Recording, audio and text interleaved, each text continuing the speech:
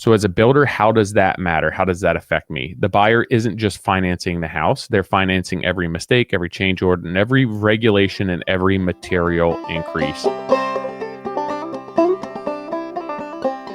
Welcome back to Midweek Modern Craftsman, where today I'm going to be diving into a post I recently saw circling around social media, specifically Facebook, specifically reposted by my mom, to which I'm generally not going to argue with my mom, especially not on Facebook, but I did feel the need to comment on a post that I believed it was ignorant and that there should be more empathy for today's generation of young men and women who are struggling to be able to afford the American dream, buying a house, raising a family.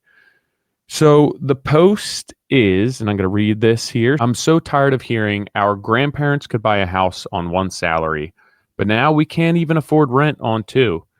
Yeah, because grandma wasn't blowing half her paycheck on $12 iced coffees and avocado toast. That's why. Back then, if you wanted coffee, they made it at home with ground so strong it could remove rust. You didn't drink it, you survived it. And grandma wasn't out there brunching. You think she had time for brunch? No. She was at home cooking something called whatever's left in the house. And don't even bring up Uber Eats. These people today are crying about money while living in a 4-bedroom house with 2 SUVs, 6 streaming services, and matching sleeve tattoos. You think grandpa had a tattoo? Yeah, it said Korea, 1951, and it came with nightmares, not realistic shading. Oh, and don't even get me started on the kids. We can't make ends meet, but Braden needs the new iPhone. No, he doesn't. You're giving an $1,100 phone to a kid who still eats glue and boogers. When we were kids, the family phone hung on the wall. It had a cord long enough to jump rope with, and if you wanted privacy, you had to go stand in the pantry. And somehow, we survived. And the TV? There was one. One. It was in the living room, and Dad controlled it. If you wanted to watch bowling, guess what? You like bowling. Not every room's got a 65-inch screen. The baby's got an iPad, and you're sitting there wondering why you can't afford rent. Because you're living like rappers, that's why. Grandpa wasn't out there leasing Teslas and buying $12 smoothies called Detox Sunrise. He was driving a truck that sounded like thunder and smelled like oil and cigarettes. They lived within their means. Whatever Grandpa's paycheck brought, that's what they had. They didn't try to keep up with the Joneses. They were just trying to keep everyone fed and a roof over their head. So yeah, Grandpa could buy a house on one salary, but he also didn't have 47 subscriptions and emotional support crystals. He had one support system, Grandma, who told him to suck it up and mow the yard. Now folks are broke, tired, and stressed, and it's not because of inflation. It's because y'all keep ordering tacos from DoorDash like you're royalty. Wake up and smell the truth. All right, now that that is out of the way, I'll be the first to admit there's a lot of things in that paragraph or that post that I do agree with.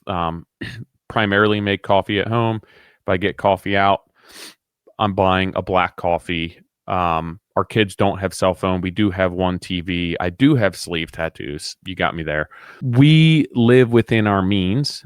But it's those things that they're talking about are not the reason why back then people could afford what they could afford on a single income. Life is different now. Life costs a lot more money. Wages and inflation and interest has gone up. But it's completely different to try and raise a family today than it was even one generation ago. And it's not apples to apples. And yes, there's certain aspects of life that were more difficult, but a lot of them were easier from a financial perspective. So everyone wants to point fingers at the coffee and the brunch, but nobody's actually talking about the cost of building, the cost of remodeling, the cost of owning a home. I'm a builder. I'm also a homeowner. I price projects for other people. I see what the costs are, and I understand how unaffordable they are. So it's not the coffee. It's not the multiple TVs. It's not leasing the car. Yes, those are driving costs up, and people are more than likely living outside of their means. But for me, it's just the cost of living. If you look around, people cannot afford to live the American dream. They cannot afford to buy a house. They cannot afford to raise a family. And if we are not able to do that, something is fundamentally wrong within our system. My parents raised 5 kids on a single income that was not much. And there's absolutely no way that you can do that and have the lifestyle that we did growing up today. My wife and I both work. We both have a relatively modest lifestyle. We buy what we need, but I would say that we don't live frivolously. And it is still difficult at times to get by and to save and to just afford life. And then I looked at people who are 5, 10 years younger than me, and it's even more difficult. And I'm aware of that, and I have empathy for that, and I am not discounting that. But I think that there's an older generation of people that don't understand what it's like to live today. To my parents' generation, you were able to get married, you were able to afford a house, and you were able to have a family at a reasonable age, 20 to 30 years old. Most people who are 20 to 30 years old today cannot do that. And it's not because of coffee. It's not because of smoothies. It's because of the cost of living. And I don't want to hear that interest rates were so expensive back then. You were buying houses that were less than the cost of the cars today. So it's just not the same. So in 1981, a $66,000 house could be built with 2x4s. It could be built with batt insulation, simple box form, vinyl floors, couple colors of paint. Today, that same house has multi-zone HVAC, different insulation requirements, air sealing standards, inspections for everything, building fees before you can even break ground that are substantial. Today we're not building ranches with carports. We're building mini resorts compared to what was built back then. And that's not to say that it's not to say that you can't still do that, but it's harder and harder to find those type of homes. And those type of homes are still priced out of the water. So let's take a look back to 1981 when my parents' generation was getting married, graduating from school, starting a family. A 30-year fixed loan average was 16.6% interest. That sounds insane, right? But back then, the median home price was less than $67,000.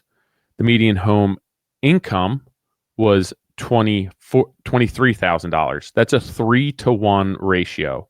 The home cost 3 times what the average family made. Today, median home is around $411,000 and median income is around $84,000. That's almost 5 times more. So right off the bat, houses are roughly 5 times more than what households are making now. Back then, it was 3 times 4. So yeah, the homes got bigger. They have gotten nicer, but they've also gotten much more expensive relative to what people earn. So let's talk about that 16% interest. Here's where that argument falls apart for me. In 1981, your house cost $66,000 with a 16.6% interest rate. You need to put 20% down. So 66 times 10% is 6.6 times 12, 13. You need $13,000 down on that house to buy a house. Right there. It's different. $13,000 to put down to buy a house is insane. I don't care how little you made. That's just such a small amount of money. My taxes are more than that in a year. So your loan is going to be on around $53,000. Your monthly principal and interest, $743. The total interest paid over 30 years, $214,000 on a 16.6% loan. So let's look at 2025. Home price, $411,000. Interest rate, 6.8%. So you need $82,000 to close on that house at 20% down. So $13,000 versus $82,000. Big split there. Your loan now is on $329,000. Your monthly principal and interest, $2,144. Total interest paid, $443,000. So in 1981, your total interest paid for that 30-year loan, $214,000. 2025, $443,000. That's over double the amount of interest, which is over double the amount of debt. So lower rates of today don't help when you are borrowing 6 times more money to get into a house. In 1981, you paid a ton of interest on a very small loan. In 2025, you pay even more interest on a giant loan. So the 16.6 is irrelevant because you're still paying more interest with a lower rate today. So if you applied today's price to income ratio to 1981, the average family making $22,000 a year would be buying a $110,000 home at 16% interest, and the payment would eat 70% of their income. I'm going to repeat that. If you applied today's price to income ratio to 1981, the average family making $22,000 a year would be buying a $110,000 home at 16% interest, and the payment would eat 70% of their income. That's what it feels like for buyers today. So as a builder, how does that matter? How does that affect me? The buyer isn't just financing the house. They're financing every mistake, every change order, and every regulation and every material increase that is required to build a house, to renovate a house, what it costs us to be in business. When the cost of money goes up, the willingness to spend on quality goes down. Who takes a hit for that? We do. Builders take a hit for that. Craftsmanship takes a hit for that. Quality takes a hit for that. The trades take a hit for that. We are being leveraged because people just don't have any more money. So the real cost of living today, what about the rest of the budget, right? Housing is one thing, but the big thing for me where people just can't afford a house, they can't afford a family. Why? You understand now why they can't afford a house, but why can't they afford a family? Housing used to require roughly 1/4 of your income. On average, it's now closer to 45%. What about healthcare premiums? As of last year, on average, a family plan cost you $26,000 a year. Childcare has gone up 29% since 2020. The rest of life's bills, on top of that, you're buried before you even start saving. Again, the $12 latte is not what's killing this generation. It's the $2,100 mortgage payment and the $1,800 daycare bill. Parents can simply not afford to stay at home because they have to make money. They have to make money to pay for life. We'll say, okay, well, you could save $1,800 a month on daycare, but you still can't afford the rest of life. So you have to concede that cost. You have to work full time in order to pay to have your family. Okay, so you could rent, right? Half of renters now spend more than 30% of their income on housing, which is a record high. That's more than our parents' generation was paying on a loan, building equity in themselves on a house.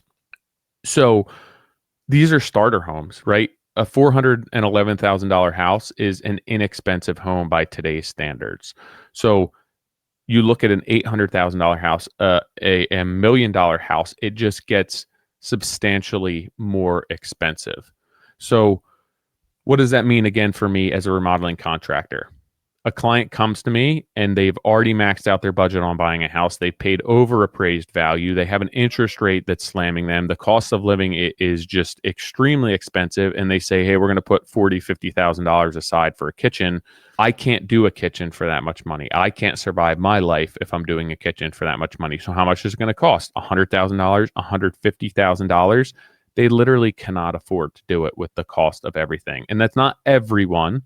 But for the average person, they're not going to be able to buy the home, save money, raise their family, and spend $150,000, $200,000 on a kitchen.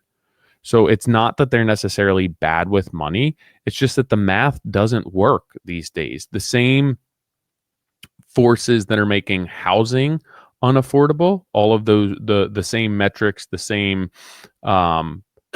excuse me, sorry, Dave.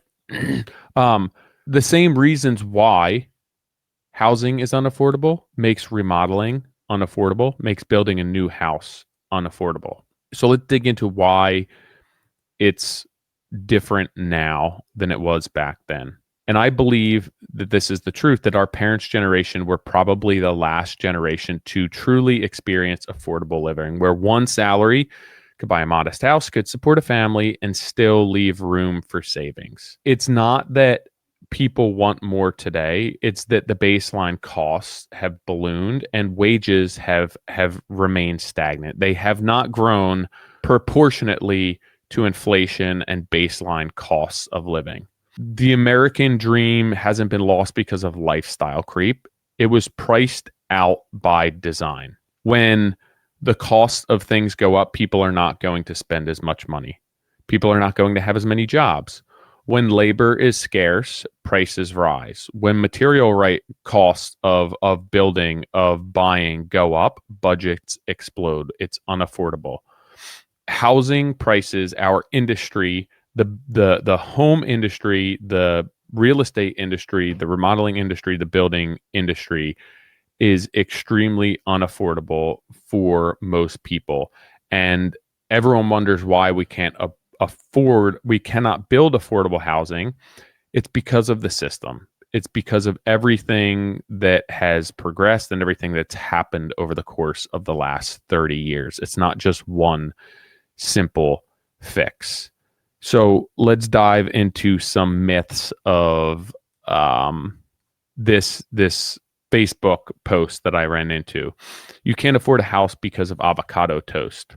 Even if you skipped a $10 brunch every weekend for 10 years, you'd save $5,000. Barely a dent in your down payment today. Myth, people just want luxury. The median home, not a mansion, is now over $400,000. That's not luxury, that's baseline. That is not a extremely expensive house. That is not top tier. That is not absolutely amazing finishes. That is the baseline for getting into a house. Myth, rates were worse back then. Sure, but that was on a $50,000 house, not a $400,000 house. Again, there's a lot of cars that don't cost $50,000 today. They're more expensive than that. My first truck was more than a lot of houses that people bought a generation before us. And I hustle to make money, but it's not as though the amount of money I make has grown comparatively to what it costs to live today. So a myth, everyone wants instant gratification. Most young buyers have no path towards homeownership. They don't feel as though they'll ever be able to afford a house. They don't feel as though they're going to be able to afford having a family. So what stake do they have in the system? How do they feel as though they're part of the community? How do they feel that their government and their schooling and their community is backing them when they simply cannot afford to live? Another myth, builders are overcharging. If you saw the cost of what it takes to be in business today, I was just at the Contractor Coalition Summit this past weekend, between materials, insurances, what you have to pay employees, labor, everything costs more. It is very difficult to be in business today, and we are making very, very tight margins that I feel are probably not worthy of being in business because it's a lot of risk and a lot of liability for a very small profit margin. If people just stop buying Starbucks, right? You stop going to Starbucks, you stop eating out, you would be able to build a house. Get rid of Starbucks for the year, maybe you save $1,500. Again, a drop in the bucket. Most of the time, people who are out buying coffee, out buying lunch, out buying dinner are because they literally do not have enough time in a day at this point, with both parents working, with children's sports that are year round, with every single extracurricular activity that you're required to enroll your kids in, and the cost of living today, they don't have enough time to make dinner at home. It's not as though they have a stay-at-home mom, a stay-at-home dad who's able to just maintain the house. For me, we get up, we go to work, we drop the kids off at sports, we try and squeeze some sort of dinner in. My wife's doing laundry. She's taking the girls to after school. She's taking them to sports. She's trying to clean the house up. She's trying to organize their schedule for the next day. She's traveling for work. I'm traveling for work. There's literally not enough time in a day. And the reason that we're doing all of this is to be able to afford a lifestyle. And again, I don't have a frivolous lifestyle. So how does this make me feel as a human? How does this make me feel as a builder? What would I like the older generation to understand about what's going on? it's not just about the math. It's about what this math is doing to people, to the generation of kids who are 20 to 30 years old, 35 years old, 40 years old. When you can't buy a home, when you have to delay marriage, when you have to delay kids, when you have to delay or just can't achieve stability, the ripple effect hits you so deeply. It hits family, it hits community, and it creates mental health issues. This generation is not lazy. They're simply leveraged. And until income, construction, remodeling, housing, and policy all line up, the work harder, skip the coffee advice isn't solving anything. I do believe that the last generation was much easier to live and to survive and have a decent lifestyle. Many of my parents' friends and many of the parents of kids that I grew up with were a single income family, and they did well. And they weren't high dollar C-suite execs. I mean, there were some of them, but most people had a working class job or just a standard office job, and one of the parents could stay at home. They could have multiple kids. They could afford to pay to put their kids in college, and they all retired at 50 years old, 60 years old. They all retired. How many people are going to be able to do that today? It's going to be the people who are in the top 15%. It's not the people at the bottom. It's not the people in the middle. They're not going to be able to retire. They're not able to save right now. Most working class families cannot save right now. And it's not because they're living frivolously. It's literally because it just costs so much to survive right now. If you are of a past generation and you survived and retired at 60 years old, how much money did you make over the course of your lifetime? And would that be enough today to retire at 50, 60 years old? Absolutely not. Different time, different expenses, not the same thing. And again, it's not because people are lazy. So to all those people who are saying, grandma just worked harder. No, she didn't necessarily work harder. She just worked in a different economy. In 1981, one income could buy a house, one income could raise a family, one income could put kids through college, one income could afford retirement for two family members. In 2025, two full-time incomes can barely rent one house. It's not a motivation problem, in my opinion. It's a math problem. And until we fix that, there's no amount of skipped lattes that's going to be able to make life more affordable. So the American dream, right? It used to be to buy a house, to buy your first house, to buy a fixer-upper, to work hard, to build equity in that home, to remodel that home, to expand that home as you've had a family, to enjoy your family in that home, be a part of that community, build equity in yourself, and get a piece of the pie. Today, that dream does not exist for many people. I have many friends who are 25 to 30 years old who can't afford a house, let alone afford to remodel a house, let alone to build a house. So what do I do as a builder when my clients can't afford to build, when my clients can't afford to renovate, when my clients can't afford to remodel, and now the economy is not growing? Yes, there are people building, but it's not the younger generation of people as a whole. There are people who are younger who are building and who are renovating and remodeling, but that's not the standard. The standard is go to college, take on a ton of debt, meet someone, not be able to afford a wedding, rent, live at home, try and save, push off getting married, push off having a family. And it's not because they're just partying. It's not because they're not being responsible with their money. It's just that they can't afford life right now. And again, it's not the meals out. It's not the coffee out. It's not the avocado toast. It's not that your kid has a cell phone. Those are a drop in the bucket when you consider the budgets that's required to live today. It's the fact that a kitchen costs $150,000. It's the fact that a tube of silicone costs $14.